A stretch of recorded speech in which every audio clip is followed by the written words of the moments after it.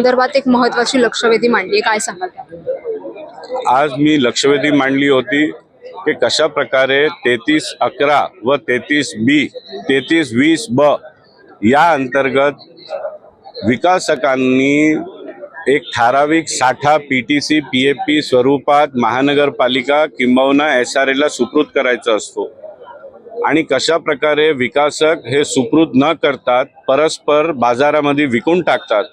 फक्त माझा मुलुंड मतदारसंघामध्ये 100 कोटी रुपयापेक्षा जास्तचा साठा हे वेगवेगळ्या विकासकांनी बाजारामध्ये विकून टाकलंय।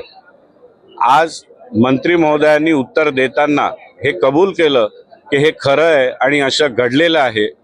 त्यांनी हेही सांगितलं की एकंदरीत मुंबईमध्ये जे माझा आरोप आहे की 2000 कोटीपेक्षा जास्तचा साठा विकण्यात आलेला आहे, तर मंत्री महोदयांनी उत्तर देताना सांगितलं की विजिलन्सद्वारे मुंबईतली सर्व 3311 व 3320B अंतर्गत झालेल्या स्कीमचा ते ऑडिट करणार आणि या ऑडिटमध्ये जे कोणी दोषी सापडले अधिकारी, महानगरपालिकाचे, SRAचे आर्किटेक्ट व विकासक या सर्वांवरती गुन्हा दाखल होणार। हे खूप सकारात्मक उत्तर होता, कारण या कारवाईने महाराष्ट्र शासनाचा किमान 2000 कोटी रुपयाचा विकून गेलेला साठा हे त्यांना परत मिळवता येणार।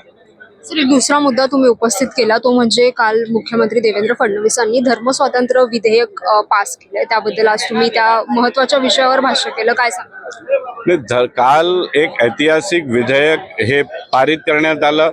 मी माननीय मुख्यमंत्री देवेंद्र फडणवीस यांचा अभिनंदन करतो, कारण धर्मांतरण हे खूप मोठ्या प्रमाणात चालू आहे आणि कशा प्रकारे आपल्या समाजाला या लव जिहादचा धोका आहे ते सर्व विषय व मुद्दे मी मांडले आणि काल रात्री हा विधेयक पारित झालाय आणि यापुढे हिंदू मुलींचा संरक्षण हे मोठ्या प्रमाणात होणार याचा मला विश्वास बसलेला।